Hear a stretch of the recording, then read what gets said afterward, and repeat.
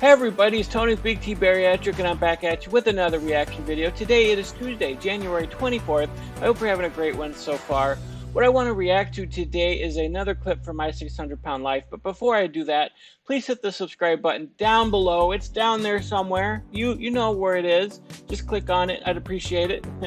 Also, please leave a like or a comment. That would be great. It helps our algorithm and we're trying to reach 3,000 subscribers. Also, if you look at my About section, there's like 4 different links down there. There's a link to our PayPal if you're interested in financially supporting the channel.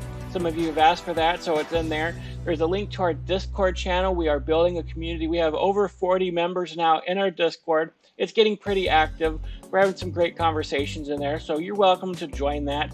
There's also a link to my email, which is bigtbariatric@gmail.com. So if you have any requests or anything you want me to react to, or you just want to have a conversation with me, you can send me an email. There's also a link to my Facebook page. It's where I also post videos that I make over there. And so, yeah, please join in the fun. Please join our community. We would greatly appreciate it. So with that, let's get started with this reaction video. A 614-pound woman worried her husband will find out her true weight. So right off the bat, before she even gets on the scale or whatever, it's like, what, your husband doesn't know that you're overweight? Like, what does it matter what the exact number is? I mean, he's still with you. He knows you're big. Like, what are you trying to hide? But anyways, let's get into it.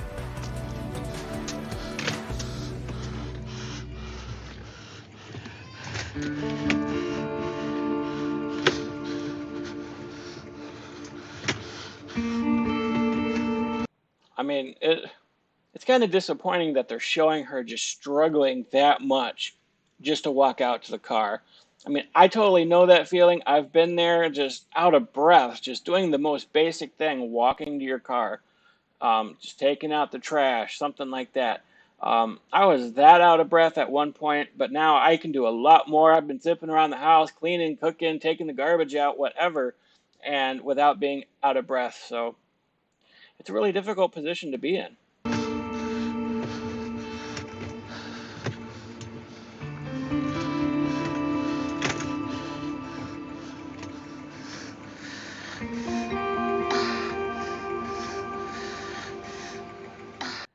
Yeah, she is in tremendous amount of pain just taking a few steps. So the fact that, it says that she's over 600 pounds here, I mean, that just goes to show what that much weight does to your body. And I always remembered that when I was that big, it felt like there was a pinched nerve in the middle of my back, but really it was discs pressing together because it's just weight pressing down. And it just creates all this kind of nerve pain that's on like 11 out of 10. And 10's like the worst pain of all time. Like, you can't even imagine what this pain is like being that big. Just all your nerves pressing together, your ankles hurt, your knees hurt, everything is just hurting you big time. And you're out of breath on top of it, so you're not getting enough oxygen. And so, at times it feels like if you don't stop and get some help, your knees are going to buckle. You have a couple minutes on your feet before you just feel like you're going to fall over. So it's a really, really bad feeling, what she's feeling. I've been there. I know exactly how she feels. In the back of my mind, there's always a worry that things could go wrong. That's good. Just move my stool up and then open my... It's making me more nervous about what could happen. No, you can't go. Yeah, that's the thing about weight loss surgery. Is I told you guys before that I put it off for like 10 years. I was supposed to get it 10 years ago when I was living at my sister's house, and she was trying to help me get in the program and everything else back where she lived. And I was scared to do it because there's always that voice in the back of your head that it could go wrong. There's something that could go wrong. It's an unsafe surgery and blah, blah, blah. It was a lot less safe back then than it is now. But even leading up to my surgery, like, I was up looking at stats on survivability and how many people died from it and what were the complications. And I was really, really worried about dying on the table. And I'm like, if I could just get past that part, if I could not be so worried about not waking up, like, things would be a lot better. Like, I wouldn't mind the recovery. I don't mind that part. It's the worried about you're not going to wake up part that's so scary about it. You pick him up for me? And the danger I'm facing getting out of my comfort zone like this. So, this is scary. And that's a part of it too, is it's not just about, the scariness of the surgery itself, but you're making a huge change in your life. You're going to go to Dr. Now's office. He's going to be tough with you. He's going to give you a very strict diet of 1,200 calories. All these things. And so it's a very scary thing because you're breaking up with food. We've talked about this before, how people seem to have a relationship with food, and it's a toxic relationship. And so you're finally breaking that relationship, and you're taking yourself out of that comfort zone. And so what you do from there really matters, because it's like, all right, how am I going to cope now? What am I going to find to help me survive now that I don't have food in my life? And so am I going to fail and go right back to food as soon as things get tough? Or am I going to be able to overcome that? Oh.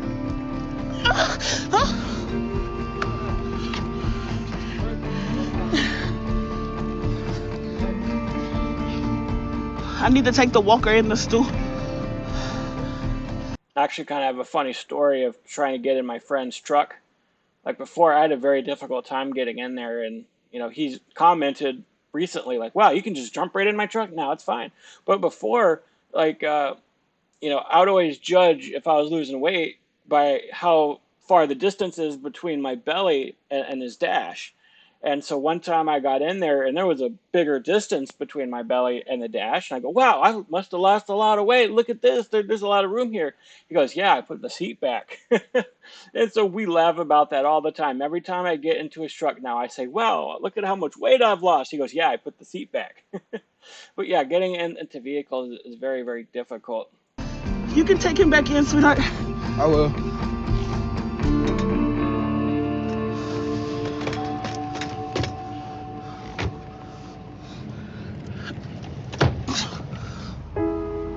Yeah, there were even times where I tried closing a door and just couldn't because my fat butt was hanging off the edge or whatever. You're just trying to slam the door and it just wouldn't go in. And definitely I wouldn't be able to fit the seatbelt on. And I even got a ticket before because I was speeding, of course. I was going 5 over. And so they pulled me over. There was actually like 3 of us in a row. And so, I was following them. And my dad always told me, "Hey, if you're following somebody else who's speeding, you're not going to get caught." So I was like the third one. We're going down the highway. We were all speeding, and so the cop actually pulled over to the side of the road, got out, waved all of us to the side, and so we each got a ticket. But he came up to the window and he was like, "Are you even able to wear a seatbelt, sir?" And I'm like, "No, I can't." So I got a ticket for not wearing a seatbelt, and he said, "Just get an extender." And I couldn't ever afford one, so for me, driving was always scary. I even made a video about it. So if you haven't seen it, look down in all my videos. You'll find it that I wore a seatbelt for the first time in I think I put 4 years. I don't remember. I think it was about 4 years since I last wore a seatbelt. But I'm wearing one now. It fits great. And I'm not as scared. And I did get pulled over last Friday. That's a whole different story. But yeah, I was wearing a seatbelt, thankfully. And so I'm glad that I can wear one, especially in the wintertime when things are icy and you don't know what's going to happen.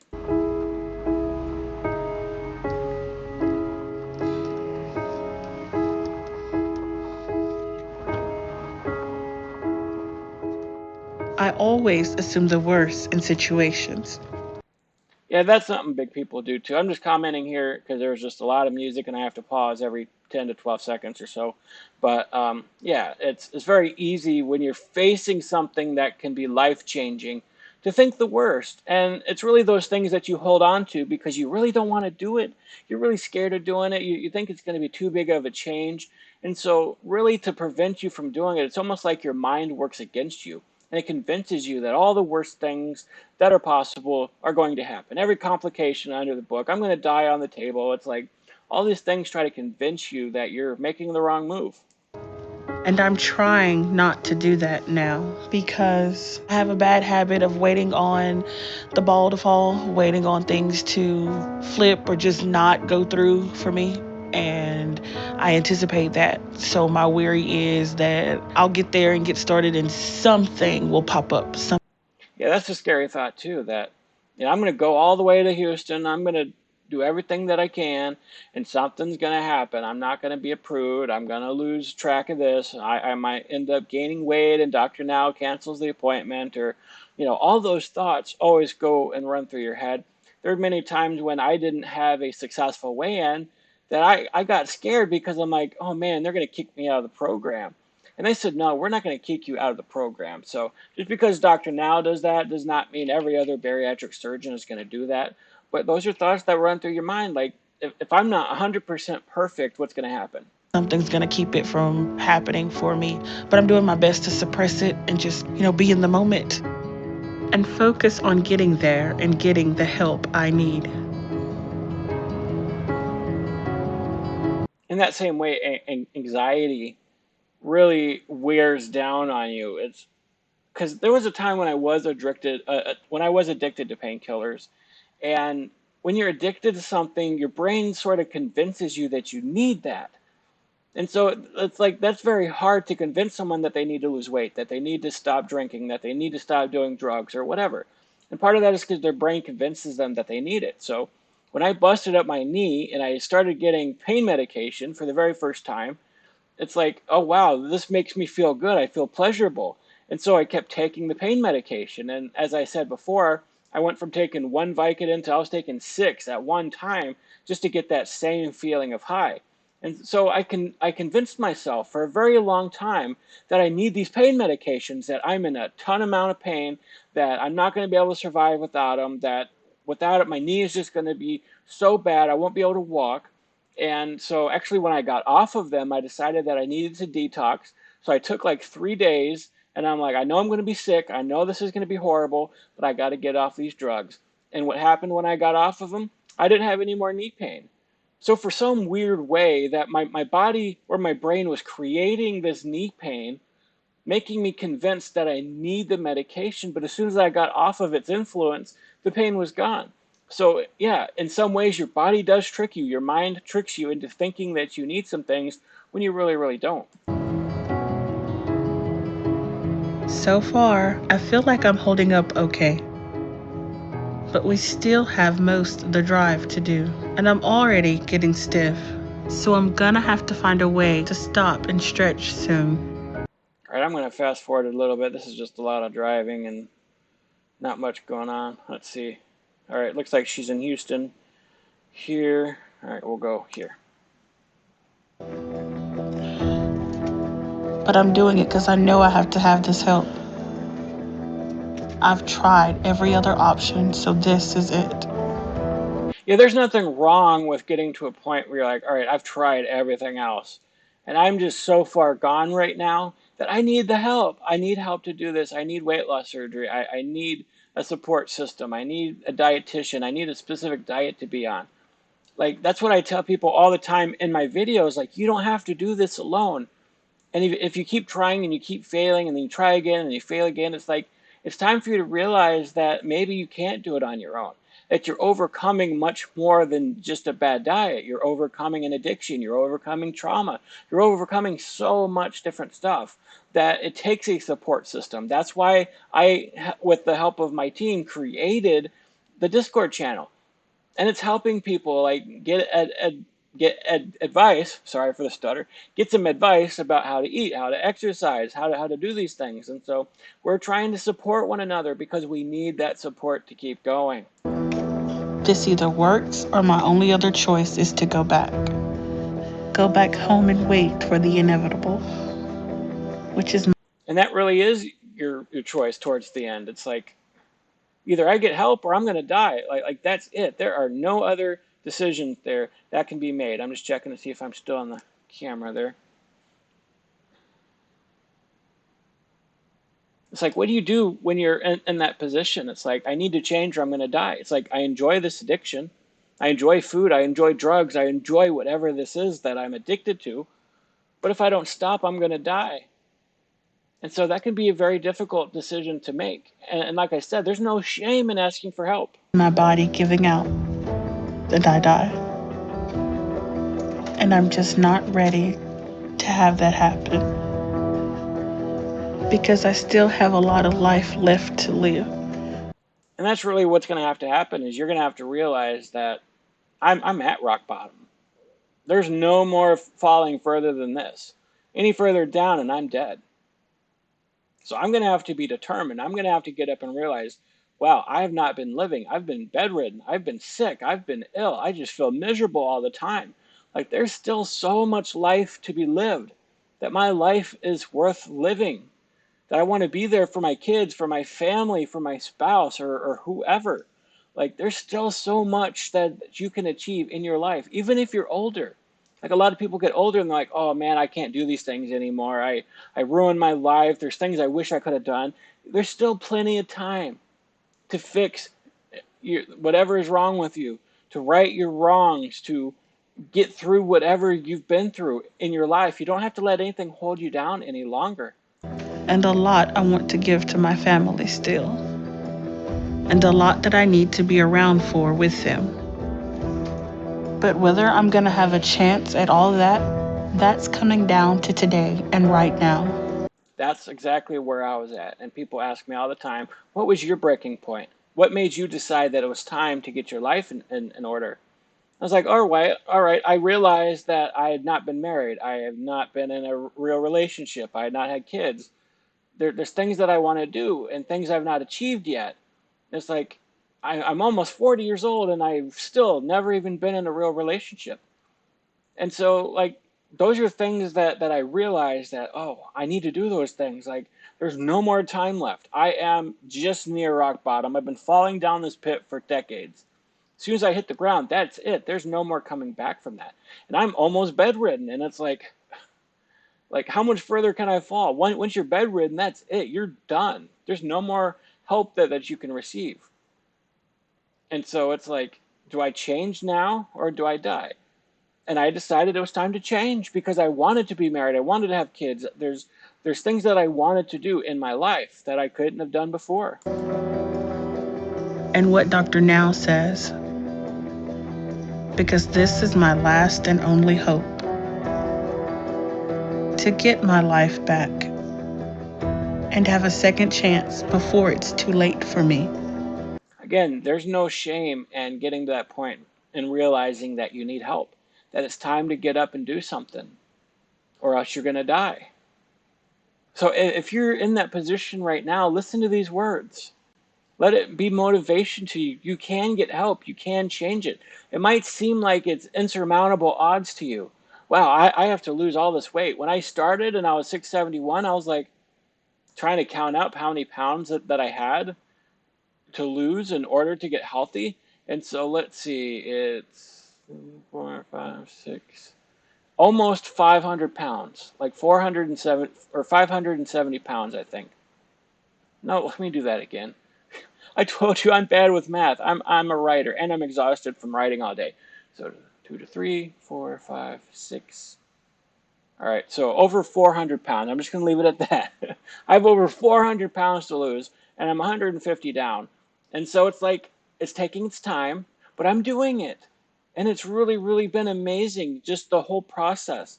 I'm not so concerned with getting to 200 pounds, which is my goal weight. It's the journey along the way that I'm enjoying. It's gaining mobility. It's losing 5, 10 pounds here, 5, 10 pounds there, stepping on the scale, seeing my victory. My clothes are fitting better. All the comments that I get about how great I look. And it's just amazing being able to play with my nieces more. I mean, heck, I have people on here just telling me how great I look and how wonderful I am. And I'm speaking better. And, they could tell a difference from just 2 weeks ago from my previous videos. It's like, those are the small victories that mean a whole lot to you. They mean a whole lot to me, and I greatly appreciate it. So you can do this for the small victories. You don't have to think about the entire big journey you have to go on. Like, you'll get there, but you got to start. And I don't make it.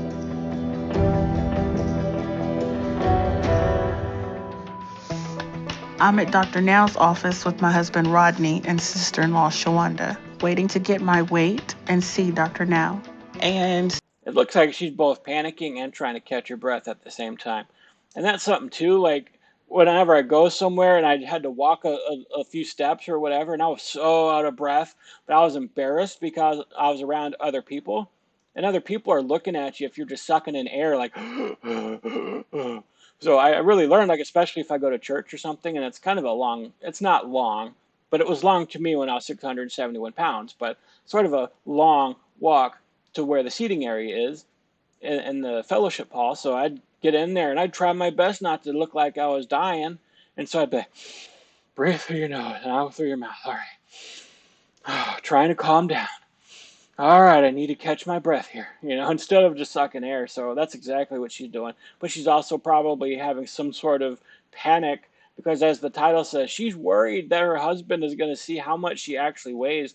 And she herself probably doesn't even know. I'm so nervous simply because I'm afraid of the scale. I'm not looking forward to weigh in. I don't want to see the number at all. Kanae?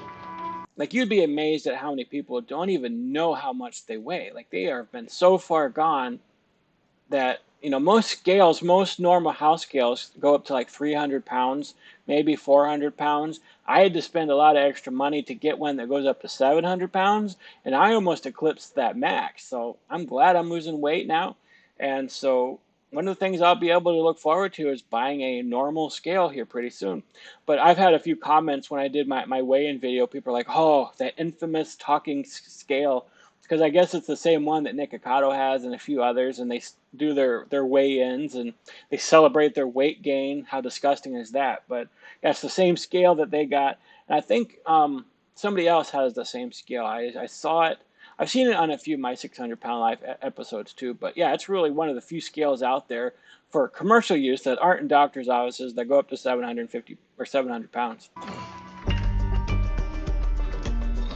And I don't want Rodney to see it either because I never told him my current weight. I don't want him to know it because seeing the number will make it real. I mean, it is real, though. You have to face reality if you're going to go on this journey. And the fact that he's still with you, he still loves you, like, he wants to help you. He's not going to judge you because of that scale. Maybe a little bit. Like, he's going to say, I didn't think you got that big. And she might think the same thing, like, wow, I didn't realize I got that big. But he's still there and he still loves you and he's here to try to help you and support you. At least I think. I hope he doesn't turn out to be some kind of a feeder. But this is a good first step, is knowing what you weigh. And then you can go from there. The last time I weighed, I was 6'13", and I'm so afraid that it's going to be a lot more than what it was. I don't want Rodney to see it. I really don't want to see it. 614. Well, so she's only gained a pound. She said last time she was on scale, it was 613. And so it's 614. So she had a good idea what she weighed, and she didn't gain weight. So, yeah, I guess that's a sigh of relief for her, and maybe her husband probably knew what she weighed. Or maybe she hid it from him, and so this is the first time that he's actually seeing it. I don't know. We'll continue and see what happens.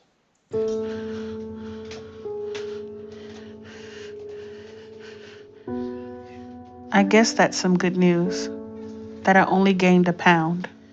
Yeah, that kind of is good news.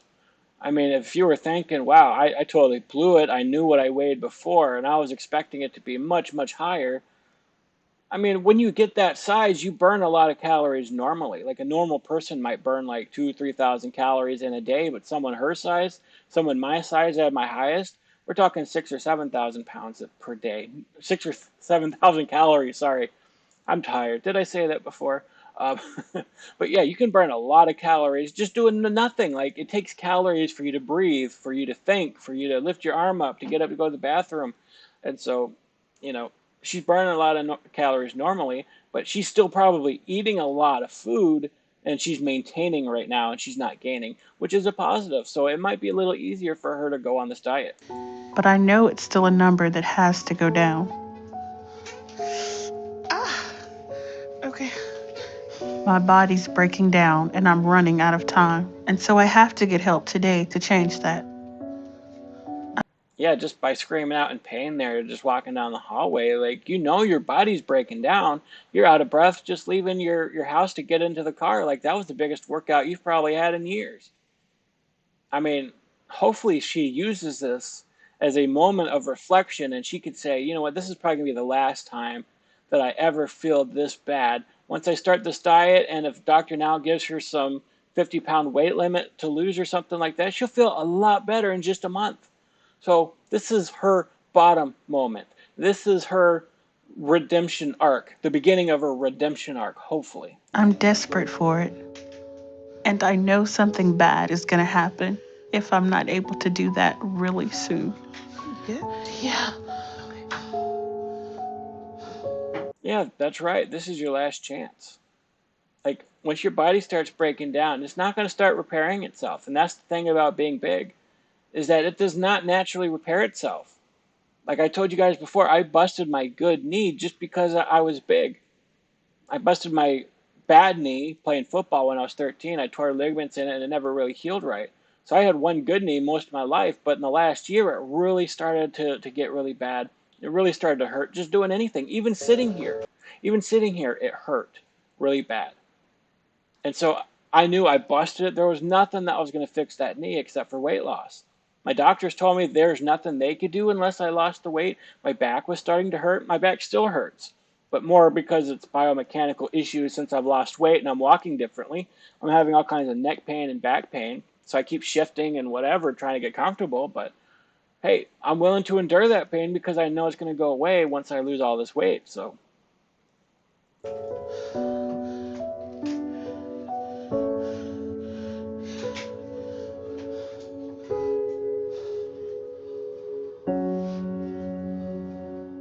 6:14. here's now where she faces her husband, and he tells her what he thinks about her weighing over 600 pounds. And again, hopefully it's not too big of a shock to him because he's known she's a big gal. She eats a lot. He's been there. He's cooked for her. He's ordered for her. So hopefully, again, this is a good thing for both of them, especially if he is not a feeder type. I mean, I was kind of, I knew it would be more than six, but it wasn't 650, so I didn't faint. I mean, it's a lot, but not as much as I was expecting. Yeah, she's sort of framing this. Hold on, I'm gonna shift a little bit. Oh, she's sort of framing this as a good thing to him. So she's trying to just be positive and hoping that he doesn't like tear her up for that. He could be mean. He could make fun of her and say, "Damn, honey, I didn't know you gained that much weight." But hopefully, he's there to support her and not do anything that would make her run away from her weight loss goals. Are you okay seeing those numbers? Seriously? Mm-hmm. I'm sorry For what? for the numbers. No need to apologize. That's really great that he's supportive of her. Like, honey, there's no reason to apologize. I understand what you've been going through. I still love you and I want to help you and take care of you. Again, I hope it doesn't turn out later that he's some kind of feeder, but she had no reason to be afraid of because apparently he's a good guy. And I'm really sorry, though. For what? I went so long without looking, though, so I didn't know. Ignorance is bliss, though, so. That's absolutely true. Like, when you get so big, you don't even want to know. Like, not only do you not really have access to a scale, like most doctors' offices don't even go up to 700 pounds, 600 pounds. But if you don't know, then hey, there ain't nothing you have to do. You're just gonna sit back and relax and keep getting bigger, and because ignorance is bliss. You don't have to feel shame for something that you don't know. And so that's often the scary part is actually standing on a scale and finding out exactly what that number is. But for her, it's a good thing because now she has a starting point. She knows where she's starting and where she wants to go. Not knowing the actual numbers kind of kept me from having to deal with it. But then, like, seeing them now and seeing them with you standing there was kind of hard. It made it, reality or whatever. Yeah, and that's why I say it's great to have a support system with you and not having to do this alone because you can easily shrug off a number. But if you're with somebody that you love, like that's real embarrassment. That's realization at what you've been doing to yourself. Because if you know how somebody else might be thinking about it, imagine what you're thinking about it.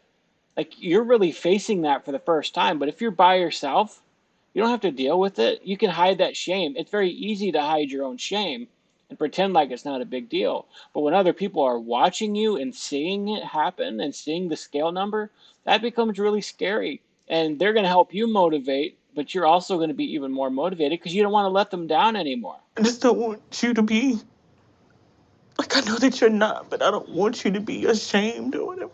'Cause it's embarrassing. So, like, I just wanted to say I'm sorry. 'Cause Yeah, she seems like someone who's ready to change, and I really hope she does. I hope this is a success story for her. Just seeing how distraught she is at the scale and worried about what her husband thinks and everything else. Like, she seems ready for a change, and that's really good. I mean, you act like it doesn't bother you, but it has to bother you on some level. And I'm sorry. It bothers me that it bothers you. That's about it. He might like big girls. I don't know. He hasn't seemed bothered by it so far. I mean, has he ever said anything to her like, hey, honey, you're starting to get a little big there? So this is where I'm starting to sort of wonder about this guy, if he is a feeder, if he is an enabler. I mean, maybe not because she's worried about what he thinks about her size, but he loves her enough that it doesn't bother her, it doesn't bother him. But why would you not be bothered seeing that your wife is over 600 pounds? Like, that's a little suspicious to me. That's making me question him a little bit more right now. A positive note, though, 614 is not too bad. I mean, which means that if he gives me a goal of, like, 50, 60 pounds, maybe I'll, be at a weight that's, approval for surgery a little sooner.